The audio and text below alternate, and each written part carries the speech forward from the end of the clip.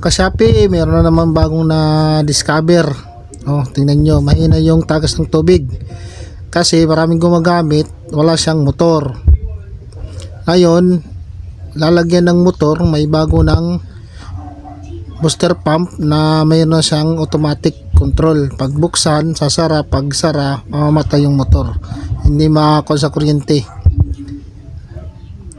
hindi makonsumo.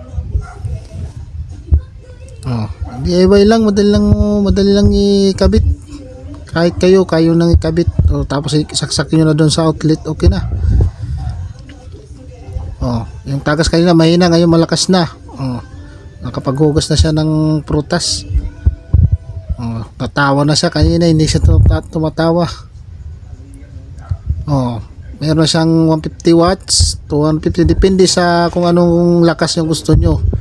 Shower, may 100 watts, 150 watts, 280 watts. Kung malakas, mas malayo yung mga kukuha niya. Solar, heater. Yan, kita nyo na. Ang ganda ng material, stainless pa. Yun lang mga ka-Shopee, share ko na lang yung link sa comment section. Thank you.